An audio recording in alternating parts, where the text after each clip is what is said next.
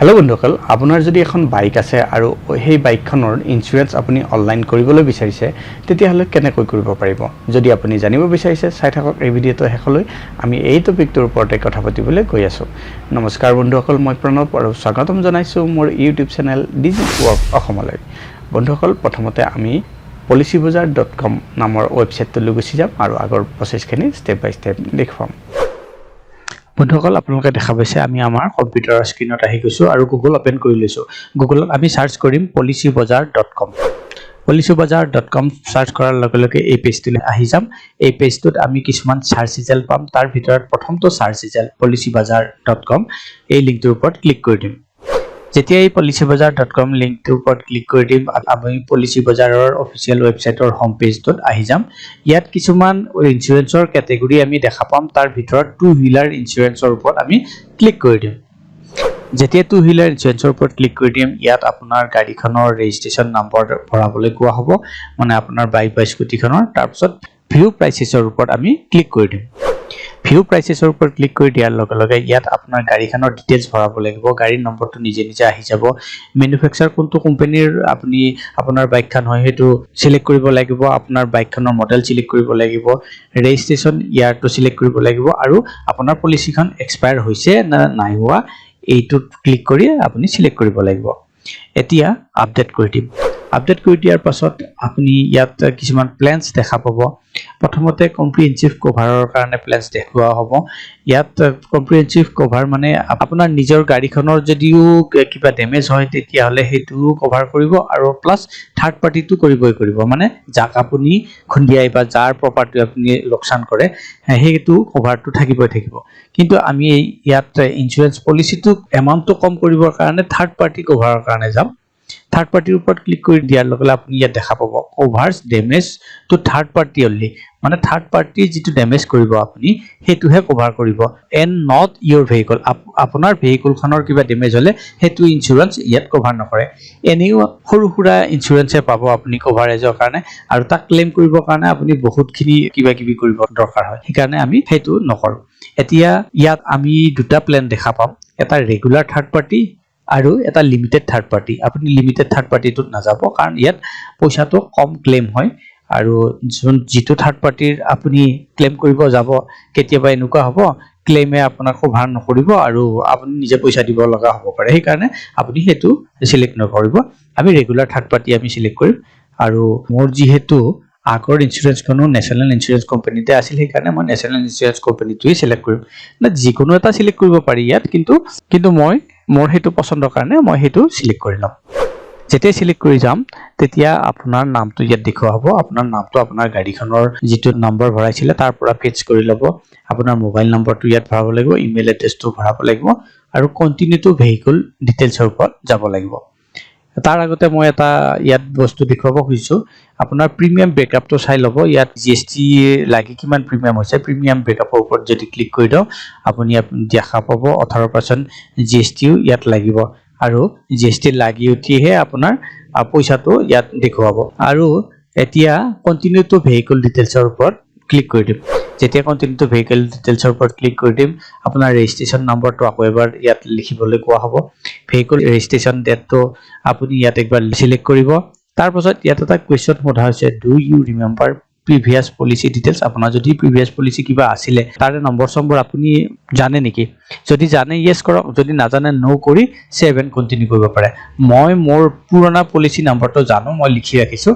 Previous policy expire date ইয়াত ভৰাবলৈ কোৱা হ'ব, আপুনি সেই ডেটটো ভৰাই লওক। এক্সপায়াৰি ডেট ভৰোৱাৰ লগে লগে আপোনাৰ প্ৰিভিয়াছ ইঞ্চুৰাৰৰ নামটো ইয়াত চিলেক্ট কৰিব লগা হ'ব। আপুনি নামটো চিলেক্ট কৰি লওক। তাৰপাছত প্ৰিভিয়াছ পলিচি নাম্বাৰটো লিখিব লাগিব। প্ৰিভিয়াছ পলিচি নাম্বাৰটো লিখি লওক আৰু অকণমান তললৈ আহক। আপুনি দেখা পাব change in ownership in last 1 year, last 1 বছৰৰ ভিতৰত গাড়ীখনৰ অ'নাৰ চেঞ্জ হৈছে নেকি, মানে গাড়ীখন বিক্ৰী কৰিছে নেকি, আপুনি কিনিছে নেকি, মানে বেলেগৰ পৰা, সেইটো সুধিছে। ন'।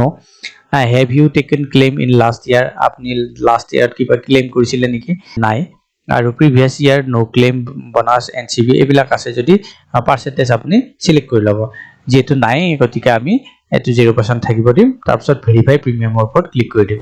যেতিয়া ভেৰিফাই প্ৰিমিয়ামৰ ওপৰত ক্লিক কৰি দিম, আপোনাৰ বাইকৰ ডিটেইলখিনি ইয়াত দেখুৱাব, আপোনাৰ নাম দেখুৱাব, বাইকৰ ৰেজিষ্ট্ৰেশ্যন নাম্বাৰ দেখুৱাব। লগতে ইয়াত আপোনাৰ নেট প্ৰিমিয়াম এমাউণ্ট কিমান হ'ব সেইটো দেখুৱাইছে GST আৰু আপোনাৰ প্ৰিমিয়াম এমাউণ্ট লগ লাগি ইয়াত 843 টকা মই পে কৰিব লাগিব ইয়াত আৰু এটা ইনস্যুৰেঞ্চ owner driver personnel accident ইনস্যুৰেঞ্চ cover এইটো নললেও কথা নাই কাৰণ মানুহবিলাকৰ পাৰ্সোনেল ইনস্যুৰেঞ্চ এক্সিডেন্ট কভাৰ বেলেগত থাকেই গতিকে আপুনি যদি ল'ব বিচাৰিছে ইয়াৰ পৰা সিলেক্ট কৰি ল'ব পাৰে আৰু এইখিনি এড হৈ যাব পইচা এতিয়া আই এগ্ৰি টাৰ্মছ এণ্ড কণ্ডিশ্যনৰ ওপৰত ক্লিক কৰি পে সিকিউৰলি তাৰ ওপৰত ক্লিক কৰি দিয়ক পে সিকিউৰলিৰ ওপৰত ক্লিক কৰাৰ পাছত আপুনি ইয়াত UPI debit card net banking credit card wallet এইবিলাকৰ মাধ্যমত পইচা পেমেন্ট কৰিব পাৰে আমি ইয়াত UPI সিলেক্ট কৰি জেনাৰেট QR কোড কৰি আমাৰ পেমেন্টটো কমপ্লিট কৰি দিম যেতিয়াই কমপ্লিট কৰি দিম আপুনি ইয়াত দেখা পাব আপোনাৰ KYC ভেৰিফিকেশন পেন্ডিং কৈ আছে ইয়াত KYC ভেৰিফিকেশন কৰিব লাগিব আপোনাৰ পেন নম্বৰটো এন্টাৰ কৰিব লাগিব আৰু ডেট অফ বাৰ্থটো এন্টাৰ কৰিব লাগিব দুইটা এন্টাৰ কৰাৰ পাছত কমপ্লিট CKYC ৰ ওপৰত ক্লিক কৰি দিম CKYC ৰ ওপৰত ক্লিক কৰি দিয়াৰ পাছত ইয়াত কোৱা হৈছে CKYC verification fail CKYC verification fail হৈছে আৰু তাৰ কাৰণে আপোনাক ডকুমেন্ট আপলোড কৰিবলৈ কোৱা হৈছে upload document and complete KYC ৰ ওপৰত ক্লিক কৰক যেতিয়াই কমপ্লিট KYC ৰ ওপৰত ক্লিক কৰিব ইয়াত আপোনাৰ আইডেন্টিটি প্ৰুফৰ কাৰণে কি ডকুমেন্ট লগাব হেতু সিলেক্ট কৰিব লাগিব আমি ইয়াত পেন কাৰ্ড সিলেক্ট কৰিছো তাৰ পিছত তলত পেন কাৰ্ড নম্বৰটো লিখি দিম আৰু আপলোড ডকুমেন্টৰ ওপৰত ক্লিক কৰি ডকুমেন্টখন আপলোড কৰি দিম মানে পেন কাৰ্ডখন আপলোড কৰি দিম তাৰ ফটো এটা যেতিয়াই আপলোড ডকুমেন্টৰ ওপৰত ক্লিক কৰি আমি পেনৰ ফটোটো আপলোড কৰিলো তলত আপোনাৰ এড্ৰেছ প্ৰুফৰ কাৰণে এটা ডকুমেন্ট সিলেক্ট কৰিব লাগিব আমি ড্ৰাইভিং লাইসেন্স সিলেক্ট কৰিম ড্ৰাইভিং লাইসেন্স নম্বৰটো তলত লিখিম আৰু আপলোড ফন্টৰ ওপৰত ক্লিক কৰি ড্ৰাইভিং লাইসেন্সৰ ফটো এটা আপলোড কৰি দিম ইয়াত এটা কথা ধ্যান দিব আপোনাৰ ফটোখন JPG JPEG PNG বা PDF ফৰমেটতহে হ'ব লাগিব তাৰ পাছত তলৰ ফালে আহিলে আমি দেখা পাম